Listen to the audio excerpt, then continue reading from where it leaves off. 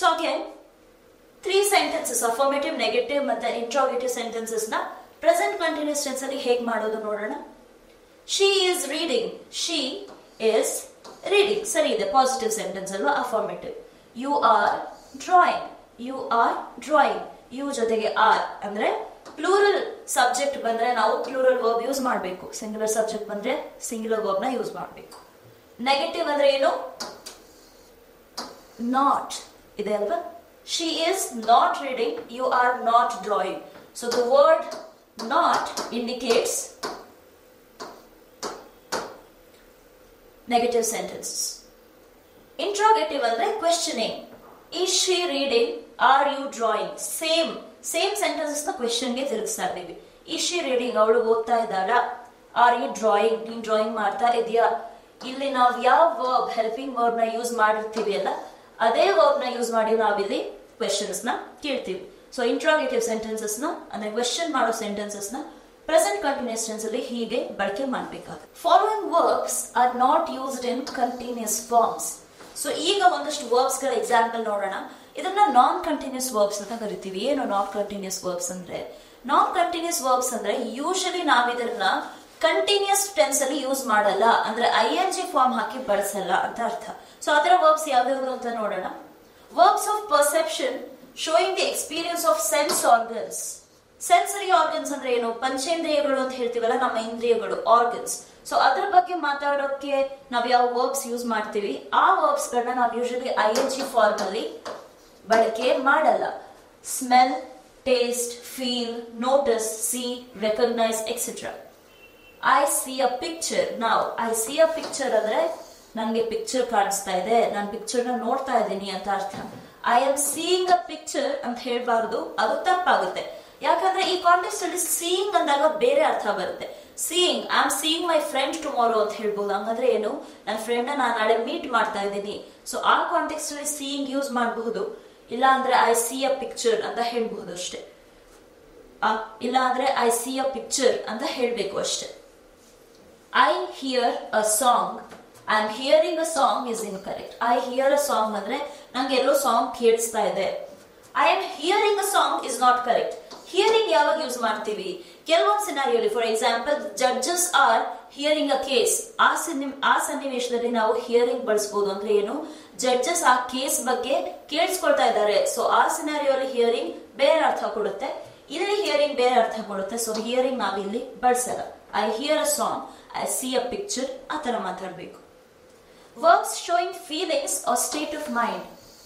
ನಮ್ಮ ಫೀಲಿಂಗ್ಸ್ ಅಥವಾ ನಮ್ಮ ಸ್ಟೇಟ್ ಆಫ್ ಮೈಂಡ್ಸ್ ಏನಿದೆ ಅದ್ರ ಬಗ್ಗೆ ಮಾತಾಡ್ಬೇಕಾದ್ರೆ ಕೆಲವೊಂದು ವರ್ಬ್ಸ್ ಇದೆ. ಯಾವ್ದಾವ್ದು, want, wish, desire, fear, like, dislike, believe, care, hate, love, hope, imagine, refuse, forgive etcetera. So ಈ ತರ ವರ್ಡ್ಸ್ ಗಳಿಗೂ ಕೂಡ ನಾವು ING ಫಾರ್ಮ್ ನ ಯೂಶಲಿ ಬಳಕೆ ಮಾಡಲ್ಲ. She believes in god is correct, ಅಂದ್ರೆ ಅವಳಿಗೆ ದೇವ್ರ ಮೇಲೆ ನಂಬಿಕೆ ಇದೆ.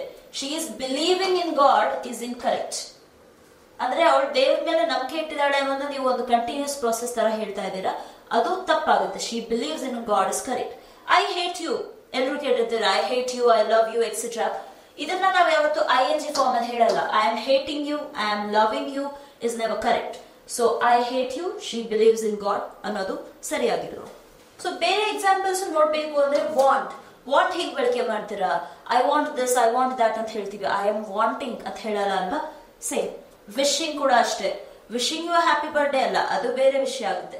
ಇಲ್ಲಿ ವಿಶ್ ಅಂದ್ರೆ I wish I var a bird, ಅಂದ್ರೆ ನಾನು ಒಂದು ಹಕ್ಕಿ ಆಗಿರೋ ಚೆನ್ನಾಗಿರ್ತಿತ್ತು. ಐ ಆಮ್ ವಿಶಿಂಗ್ ಅಂತ ಹೇಳಲ್ಲ, ಅವಾಗ ನಾನು ವಿಶ್ ಅಂತ ಹೇಳ್ತೀನಿ. ಈ ಎಲ್ಲಾ ವರ್ಡ್ಸ್ಗೂ ಅದೇ ತರ ನಾವು ಯೂಶಲಿ ING ಫಾರ್ಮ್ ನ ಬಳಕೆ ಮಾಡಲ್ಲ. ಹಾಗಾಗಿ ಇದನ್ನ ನಾನ್ ಕಂಟಿನ್ಯೂಸ್ ವರ್ಬ್ಸ್ ಅಂತ ಕರಿತೀವಿ. ಅಂದ್ರೆ ಏನರ್ಥ, ಈ ವರ್ಬ್ಸ್ ಜೊತೆಗೆ ನಾವು ಯೂಶಲಿ ಸಿಂಪಲ್ ಪ್ರೆಸೆಂಟ್ ಟೆನ್ಸ್ ನ ಬಳಕೆ ಮಾಡ್ತೀವಿ ಅನ್ನೋದು ಇಲ್ಲಿ ಅರ್ಥ ಆಗುತ್ತೆ. Next, verbs showing mental process such as know, think, mind, remember, forget, understand, etc. So mind related verbs ಏನಿದೆ, mental verbs, know, think, mind, understand, ಈ ತರ ವರ್ಡ್ಸ್ ಕೂಡ ನಾವು ಯೂಶಲಿ ING ನ ಬಳಕೆ ಮಾಡಲ್ಲ. ಈ ಎಕ್ಸಾಂಪಲ್ ನೋಡಿ, I think she is beautiful, but ನಾವು ಐ ಆಮ್ ಥಿಂಕಿಂಗ್ ಅಂತ ಹೇಳ್ತೀವಲ್ಲ, ಯಾಕೆ ಥಿಂಕಿಂಗ್ ನಾನು ಸೇರಿಸಿದೀನಿ, ಯಾಕೆ ಥಿಂಕ್ ನಾನು ಸೇರಿಸಿದೀನಿ ಅಂತ ನೀವು ಯೋಚಿಸ್ತಾ ಇದ್ರೆ, ಇಲ್ಲಿ ಥಿಂಕಿಂಗ್ ಬೇರೆ ಅರ್ಥ ಆಗುತ್ತೆ, ಇಲ್ಲಿ ಥಿಂಕ್ ಗೆ ಬೇರೆ ಅರ್ಥ ಇದೆ. So I think she is beautiful ಅಂತ ನಾನು ಹೇಳಿದ್ರೆ ಅವಳು ಚೆನ್ನಾಗಿದ್ದಾಳೆ ಅಂತ ನನಗನ್ಸುತ್ತೆ. ಅನ್ಸುತ್ತೆ ಅಂತ ಹೇಳೋದಕ್ಕೋಸ್ಕರ ನೀವು ಈ ಥಿಂಕ್ ನ ಯೂಸ್ ಮಾಡ್ತಾ ಇದ್ದೀರಾ. ಬಟ್ ಇಲ್ಲಿ ಐ ಆಮ್ ಥಿಂಕಿಂಗ್ ಅಂತ ನೀವು ಹೇಳಿದಾಗ ಏನರ್ಥ, ನಾನು ಯೋಚಿಸ್ತಾ ಇದ್ದೀನಿ. ಸೊ ಆವಾಗ ನೀವು ಈ ತರ ಯೂಸ್ ಮಾಡಬಹುದು, ಆ ಕಾಂಟೆಕ್ಸ್ಟ್ ಅಲ್ಲಿ ಸರಿ ಇರುತ್ತೆ. ಬಟ್ ಈ ತರ ಕಾಂಟೆಕ್ಸ್ಟ್ ಅಲ್ಲಿ ಥಿಂಕ್ ನ ಥಿಂಕಿಂಗ್ ಅಂತ ಹೇಳಲ್ಲ. I am thinking she is beautiful is never correct. I think she is beautiful ಅಂತ ಹೇಳಬೇಕು. Verbs showing position. ಪೊಸಿಷನ್ ಅಂದ್ರೆ ಏನು? ಸ್ವಂತಿಕೆನ ಹೇಳುವಂತ ವರ್ಡ್ಗಳನ್ನ ನಾವು ಪೊಸಿಷನ್ ಅಂತ ಹೇಳ್ತೀವಿ. ವರ್ಬ್ಸ್ ಆಫ್ ಪೊಸಿಷನ್ ಅಂದ್ರೆ ಬಿಲಾಂಗಿಂಗ್ ಅಥವಾ ಓನರ್ಶಿಪ್ ಬಗ್ಗೆ ಮಾತಾಡ್ಬೇಕಾದ್ರೆ ಪೊಸಿಷನ್ ಬರುತ್ತೆ. Own, belong to, have, contain, possess etcetera. ಈ ವರ್ಡ್ಸ್ ಗಳಿಗೆ ಕೂಡ ನಾವು ING ಫಾರ್ಮ್ ನ ಯೂಸ್ ಮಾಡಲ್ಲ. He owns a wide area of land. ಅವನ ಹತ್ರ ತುಂಬಾ ದೊಡ್ಡ ಜಮೀನ್ ಇದೆ. He owns. He is owning ಬರಲ್ಲ, ಹಿ ಓನ್ಸ್ ಬರುತ್ತೆ. This house belongs to me. This house belongs to me ಅಂದ್ರೆ ಈ ಮನೆ ನನಗೆ ಸೇರಿದ್ದು, ನನ್ನ ಸ್ವಂತದ್ದು. ಸೊ ಅಗೇನ್ ಬಿಲಾಂಗಿಂಗ್ ಬರಲ್ಲ. If you are talking about belongings, belongings ಅಂದ್ರೆ ಇಲ್ಲಿ ಬೇರೆ ಅರ್ಥ ಬರುತ್ತೆ. ಬಿಲಾಂಗಿಂಗ್ಸ್ ಅಂದ್ರೆ ಏನಾದ್ರೂ ನಿಮ್ಗೆ ಸಂಬಂಧಪಟ್ಟಿದ್ದು ಅಥವಾ ನಿಮ್ಮ ವಸ್ತುಗಳು ಅನ್ನೋ ಅರ್ಥ ಬರುತ್ತೆ. ಅಂದ್ರೆ ನಿಮ್ಮ ಬ್ಯಾಗೇಜ್ ಅಥವಾ ಲಗೇಜ್ ಅಂತ ಹೇಳ್ಬೇಕಾದ್ರೆ ಬಿಲಾಂಗಿಂಗ್ಸ್ ಅಂದ್ರೆ your belongings are there. We are not responsible for your belongings ಅಂತ ಬರ್ದಿರ್ತಾರಲ್ಲ. ಸೊ ಬಿಲಾಂಗಿಂಗ್ಸ್ ಅಂದ್ರೆ ನಿಮ್ಮ ವಸ್ತುಗಳು ಅನ್ನೋ ಅರ್ಥ ಬರುತ್ತೆ. ಬಿಲಾಂಗ್ ಅಂದ್ರೆ ನನಗೆ ಸೇರಿದ್ದು ಅನ್ನೋ ಅರ್ಥ ಬರುತ್ತೆ. ಸೊ ಈ ಕಾಂಟೆಕ್ಸ್ಟ್ ಅಲ್ಲಿ ING ಯೂಸ್ ಮಾಡಬಹುದು. ಇಲ್ಲಿ ನಾವು ING ಯೂಸ್ ಮಾಡಲ್ಲ. ನೆಕ್ಸ್ಟ್ ಟೆನ್ಸ್ ನೋಡೋಣ. Present perfect tense. ಸ್ಟ್ರಕ್ಚರ್ ನೋಡಿ. ಪ್ರೆಸೆಂಟ್ ಪರ್ಫೆಕ್ಟ್ ಟೆನ್ಸ್ ಸ್ಟ್ರಕ್ಚರ್ ಅಲ್ಲಿ ಏನಿದೆ? Subject plus have R has plus V3. ಏನಿದು V3? V1 ಅಂದ್ರೆ ಏನು ಅಂತ ತಿಳ್ಕೊಂಡ್ವಿ. V1 ಅಂದ್ರೆ ಏನು? Simple present form of the verb. V3 ಅಂದ್ರೆ ಪಾಸ್ಟ್ ಪಾರ್ಟಿಸಿಪಲ್. ಪಾಸ್ಟ್ ಪಾರ್ಟಿಸಿಪಲ್ ಬಗ್ಗೆ ನಾವು ವರ್ಬ್ಸ್ ಅಲ್ಲಿ ಡಿಸ್ಕಸ್ ಮಾಡಿದ್ವಿ. ಪಾಸ್ಟ್ ಪಾರ್ಟಿಸಿಪಲ್ ಅಂದ್ರೆ it's a form of verb. So sing, sang, sung. Sung ಅನ್ನೋದೇನಿದೆ ಅದು ಪಾಸ್ಟ್ ಪಾರ್ಟಿಸಿಪಲ್ ಆಗುತ್ತೆ. Break, broke, broken. ಬ್ರೋಕನ್ ಅನ್ನೋದು ಪಾಸ್ಟ್ ಪಾರ್ಟಿಸಿಪಲ್ ಆಗುತ್ತೆ. ಸೊ ಇಲ್ಲಿ ಪರ್ಫೆಕ್ಟ್ ಟೆನ್ಸ್ ಅಲ್ಲಿ ನಾವು ಯಾವಾಗಲೂ ಹ್ಯಾವ್ ಮತ್ತೆ ಹ್ಯಾಸ್ ನ ಬಳಕೆ ಮಾಡ್ತೀವಿ. ಅದ್ರ ಜೊತೆಗೆ ಬರೋ ವರ್ಬ್ ಫಾರ್ಮ್ ಯಾವುದು? ಪಾಸ್ಟ್ ಪಾರ್ಟಿಸಿಪಲ್ ವರ್ಬ್ ಫಾರ್ಮ್ ಬರಬೇಕು. ನಾವು ಹ್ಯಾವ್ ಯಾವಾಗ ಬಳಕೆ ಮಾಡ್ತೀವಿ, ಹ್ಯಾಸ್ ಯಾವಾಗ ಬಳಕೆ ಮಾಡ್ತೀವಿ? You should already know this because has subject verb agreement ಅಲ್ಲಿ ಮಾತಾಡಿದ್ವಿ. Has ends with an S. So ಯಾವ ವರ್ಬ್ ಎಸ್ ಅಲ್ಲಿ ಎಂಡ್ ಆಗುತ್ತೆ ಅದನ್ನ ನಾವು ಯಾವಾಗಲೂ ಸಿಂಗ್ಯುಲರ್ ಸಬ್ಜೆಕ್ಟ್ ಜೊತೆಗೆ ಬಳಸ್ತೀವಿ. ಯಾವ್ದು ಎಸ್ ಅಲ್ಲಿ ಎಂಡ್ ಆಗಲ್ಲ ಆ ವರ್ಬ್ ನ ನಾವು ಪ್ಲೂರಲ್ ಸಬ್ಜೆಕ್ಟ್ ಜೊತೆಗೆ ಬಳಕೆ ಮಾಡ್ತೀವಿ. So I have, we have, you have, they have ಹೇಳ್ಬಹುದು. He has, she has, it has ಹೇಳ್ಬಹುದು. ಈಗ ಪ್ರೆಸೆಂಟ್ ಪರ್ಫೆಕ್ಟ್ ಟೆನ್ಸ್ ನ ಯಾವ ಟೈಮ್ ಅಲ್ಲಿ ಬಳಕೆ ಮಾಡ್ತೀವಿ ಅಂತ ನೋಡೋಣ. Uses for completed activities in the immediate past with words like just, already, now, etc.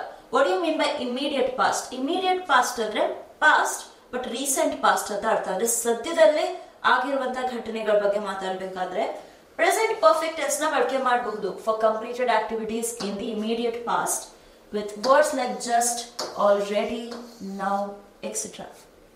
Examples ನೋಡೋಣ. I have just woken up. ನೋಡಿ ಇಲ್ಲಿ ಜಸ್ಟ್ ಅನ್ನೋ ವರ್ಡ್ ಬಳಕೆ ಆಗಿದೆ. I have just woken up ಅಂದ್ರೆ ಏನರ್ಥ ಅಂದ್ರೆ ನಾನು ಈಗ ತಾನೇ ಎದ್ದೆ. ಸೊ ಇಮಿಡಿಯೇಟ್ ಪಾಸ್ಟ್, ರೀಸೆಂಟ್ ಆಗಿ ಮುಗ್ದಿರುವಂತಹ ಘಟನೆ, ರೀಸೆಂಟ್ ಆಗಿ ಮುಗ್ದಿರೋ ಅದು ಸನ್ನಿವೇಶದ ಬಗ್ಗೆ ಮಾತಾಡ್ಬೇಕು ಅಂದ್ರೆ ಇಲ್ಲಿ ಯೂಸ್ ಮಾಡಬಹುದು ಪ್ರೆಸೆಂಟ್ ಪರ್ಫೆಕ್ಟ್ ಟೆನ್ಸ್ ನ. I have just woken up. ಈ ಜಸ್ಟ್ ಅನ್ನೋ ವರ್ಡ್ ಈಗ ತಾನೇ ಅನ್ನೋದನ್ನ ಇಂಡಿಕೇಟ್ ಮಾಡುತ್ತೆ. Woken is the V3 of wake. Wake, woke, woken. She has already explained her problem to me ಅಂದ್ರೆ ಅವಳ ಪ್ರಾಬ್ಲಮ್ ನ ಅವಳು ನಂಗೆ ಆಲ್ರೆಡಿ ಎಕ್ಸ್ಪ್ಲೈನ್ ಮಾಡಿದಾಳೆ, ಮೊದಲೇನೆ ಎಕ್ಸ್ಪ್ಲೈನ್ ಮಾಡಿದಾಳೆ. ಸೊ ಹಾಗೆ ರೀಸೆಂಟ್ ಆಗಿ ಮುಗ್ದಿರೋ ಘಟನೆಗಳ ಬಗ್ಗೆ ಮಾತಾಡ್ಬೇಕಾದ್ರೆ ಪ್ರೆಸೆಂಟ್ ಪರ್ಫೆಕ್ಟ್ ಟೆನ್ಸ್ ನ ಯೂಸ್ ಮಾಡ್ತೀವಿ. ಈ ವರ್ಡ್ಸ್ ಜೊತೆಗೆ ಯೂಸ್ ಮಾಡ್ತೀವಿ. Just, already, now, etcetera. Second rule ನೋಡೋಣ. To express an action that began in the past and still continues. Sorry for the type.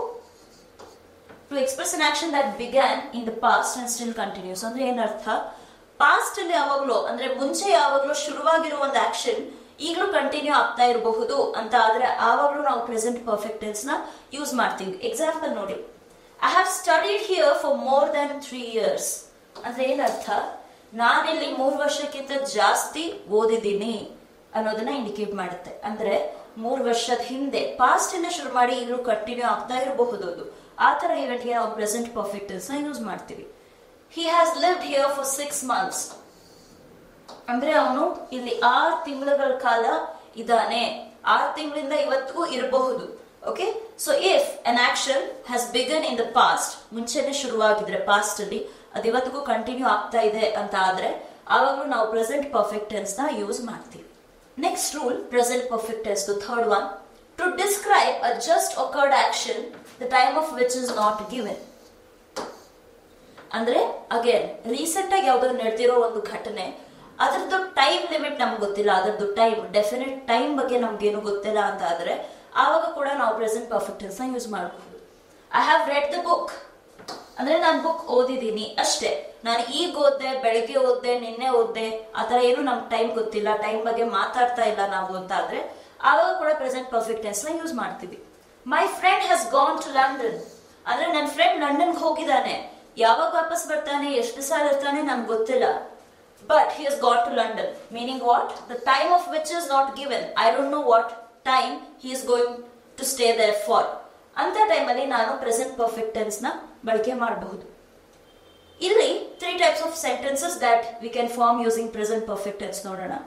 Affirmative ಅಂದ್ರೆ ಪಾಸಿಟಿವ್ ಸೆಂಟೆನ್ಸಸ್ ನ ಹೇಗೆ form ಮಾಡ್ತೀರಾ ಪ್ರೆಸೆಂಟ್ ಪರ್ಫೆಕ್ಟ್ ಟೆನ್ಸ್ ಅಲ್ಲಿ ಅಂದ್ರೆ we have seen it, we have seen it ಅಂದ್ರೆ ನಾವು ನೋಡಿದೀವಿ, ನಾವು ಏನೋ ನೋಡಿದೀವಿ ಅಂತ ಹೇಳ್ಬೇಕಾದ್ರೆ ವಿ ಹ್ಯಾವ್ ಸೀನ್ ಇಟ್ ಬರುತ್ತೆ. ವಿ ಬಂತು, ಶಿ ಇದ್ದಿದ್ರೆ ಹ್ಯಾಸ್ ಬರ್ತಿತ್ತು, ಯಾಕಂದ್ರೆ singular subject singular verb, we plural ಆಗಿರೋದ್ರಿಂದ ಹ್ಯಾವ್ ಬರುತ್ತೆ.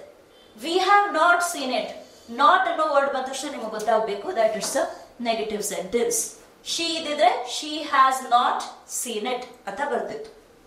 ಇಂಟರೋಗೇಟಿವ್ ಅಂದ್ರೆ ಕ್ವೆಶ್ಚನಿಂಗ್ ಹೇಗೆ ಬರುತ್ತೆ, ಇದೇ ವರ್ಬ್ ಇಲ್ಲಿ ಹೆಲ್ಪಿಂಗ್ ವರ್ಬ್ ಯಾವ್ದಿರುತ್ತೆ ಅದನ್ನ ಕ್ವೆಶ್ಚನಿಂಗ್ ಯೂಸ್ ಮಾಡಬಹುದು. ಹ್ಯಾವ್ ವಿ ಸೀನ್ ಇಟ್ ನಾವು ನೋಡಿದೀವಾ ಅಂತ ಕೇಳ್ತಾ ಇದೀವಿ. ಹ್ಯಾಸ್ ಇದ್ದಿದ್ರೆ ಹ್ಯಾಸ್ ಶಿ ಸೀನ್ ಇಟ್ ಅಂತ ಕೇಳಬಹುದಿತ್ತು. ಸೊ ಇಲ್ಲಿ ಯಾವ ಆಕ್ಸಿಲರಿ ವರ್ಬ್ ಬರುತ್ತೆ ಅದನ್ನ ನಾವು ಕ್ವೆಶ್ಚನಿಂಗ್ ಕೂಡ ಬಳಕೆ ಮಾಡ್ತೀವಿ. Next present perfect continuous. ಈಗ ಪ್ರೆಸೆಂಟ್ ಟೆನ್ಸ್ ಅಲ್ಲಿ ನಾವು ಕೊನೆ ಟೈಪ್ ಬಂದಿದೀವಿ which will be present perfect continuous. ಇದು ನೋಡಿ ಪರ್ಫೆಕ್ಟ್ ಅಂದ್ರೆ ಏನರ್ಥ, ಹ್ಯಾಸ್ ಮತ್ತೆ ಹ್ಯಾವ್ ಇರಬೇಕು, ಅದನ್ನ ನಾವು ಪರ್ಫೆಕ್ಟ್ ಟೆನ್ಸ್ ಅಂತ ಹೇಳ್ತೀವಿ. ಕಂಟಿನ್ಯೂಸ್ ಅಂದ್ರೆ ಏನು, ING ಫಾರ್ಮ್ ಏನಾದ್ರೂ ಇರಬೇಕು, ಅಂದ್ರೆ ಕಂಟಿನ್ಯೂಟಿ ಬಗ್ಗೆ ಮಾತಾಡುವಂತದ್ದು ಯಾವ್ದಾದ್ರು ಒಂದು ವರ್ಬ್ ಫಾರ್ಮ್ ಇರಬೇಕು. ಸೊ ಅದು ಎರಡನ್ನೂ ಮಿಕ್ಸ್ ಆಗಿ ಒಟ್ಟಿಗೆ ಬಂದಾಗ ಪ್ರೆಸೆಂಟ್ ಪರ್ಫೆಕ್ಟ್ ಕಂಟಿನ್ಯೂಸ್ ಟೆನ್ಸ್ ಆಗುತ್ತೆ. Look at the structure, subject plus have been R has been plus ING. Have ಕೂಡ ಇದೆ, ಹ್ಯಾಸ್ ಕೂಡ ಇದೆ, ING ಕೂಡ ಇದೆ, ಅದ್ರ ಜೊತೆಗೆ ಬೀನ್ ಆಡ್ ಮಾಡ್ಬೇಕಾಗುತ್ತೆ, ಅದು ಪ್ರೆಸೆಂಟ್ ಪರ್ಫೆಕ್ಟ್ ಕಂಟಿನ್ಯೂಸ್ ಆಗುತ್ತೆ. ಸೊ ಪ್ರೆಸೆಂಟ್ ಪರ್ಫೆಕ್ಟ್ ಕಂಟಿನ್ಯೂಸ್ ಯಾವಾಗ ಬಳಕೆ ಮಾಡಬಹುದು ಅಂತ ನೋಡೋಣ. For something that started in the past and has continued up until now with words like since, for, all. What does this mean?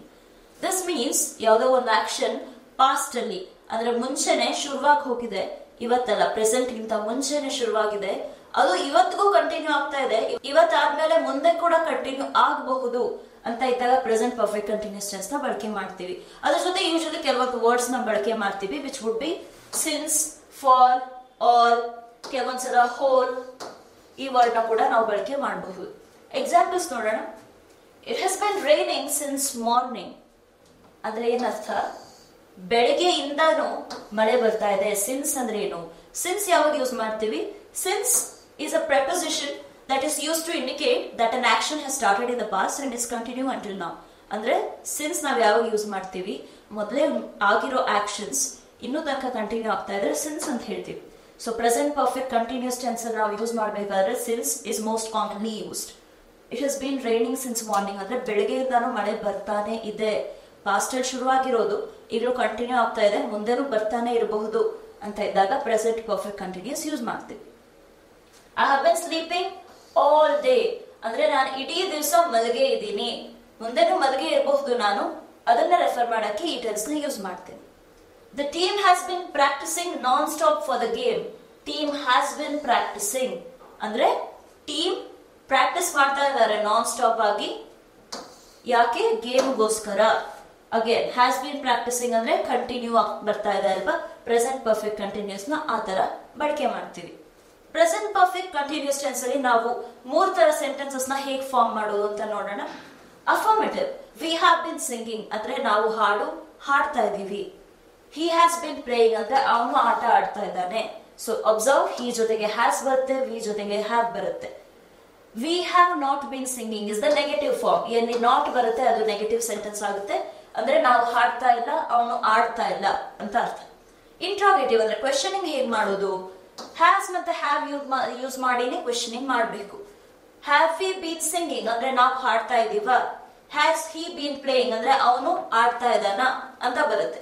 So remember this. Have ನ ನಾವು plural noun ಅಥವಾ plural subjects ಜೊತೆ use ಮಾಡ್ತೀವಿ. Has ನ ನಾವು singular subject ಜೊತೆ use ಮಾಡ್ತೀವಿ. So ಇವತ್ತು ನಾವು ಪ್ರೆಸೆಂಟ್ ಟೆನ್ಸ್ ಗೆ ಕ್ಲಾಸ್ ನ ನಿಲ್ಸೋಣ. ಸೊ ನಾವು 4 ತರದ ಪ್ರೆಸೆಂಟ್ ಟೆನ್ಸ್ ಗಳ ಬಗ್ಗೆ ಮಾತಾಡಿದ್ವಿ. ಯಾವ್ದಾವ್ದು? ಸಿಂಪಲ್ ಪ್ರೆಸೆಂಟ್ ಟೆನ್ಸ್ ಅಥವಾ ಪ್ರೆಸೆಂಟ್ ಇಂಡೆಫಿನಿಟ್ ಟೆನ್ಸ್, ಅದಾದ್ಮೇಲೆ ಪ್ರೆಸೆಂಟ್ ಕಂಟಿನ್ಯೂಸ್ ಟೆನ್ಸ್ ಅಥವಾ ಪ್ರೆಸೆಂಟ್ ಪ್ರೋಗ್ರೆಸಿವ್, ಆಮೇಲೆ ಪ್ರೆಸೆಂಟ್ ಪರ್ಫೆಕ್ಟ್ ಮತ್ತೆ ಪ್ರೆಸೆಂಟ್ ಪರ್ಫೆಕ್ಟ್ ಕಂಟಿನ್ಯೂಸ್. ಸೊ ಈ 4 ಟೆನ್ಸ್ ಗಳ ಬಗ್ಗೆ ನಾವು ಇವತ್ತು ತಿಳ್ಕೊಂಡಿದೀವಿ. ಅದರದ್ದು ಸೆಂಟೆನ್ಸಸ್ ಕ್ಯಾಟಗರೀಸ್ ಮತ್ತೆ ಯಾವಾಗ ಬಳಕೆ ಮಾಡಬೇಕು, ಅದರ ಸ್ಟ್ರಕ್ಚರ್ ಹೇಗ್ ಮಾಡಬೇಕು ಅನ್ನೋದು ಕೂಡ ನಾವು ತಿಳ್ಕೊಂಡಿದೀವಿ. ಸೊ ಮುಂದಿನ ಕ್ಲಾಸ್ ಅಲ್ಲಿ ನಾವು ಪಾಸ್ಟ್ ಟೆನ್ಸ್ ಬಗ್ಗೆ ಮಾತಾಡೋಣ. Thank you.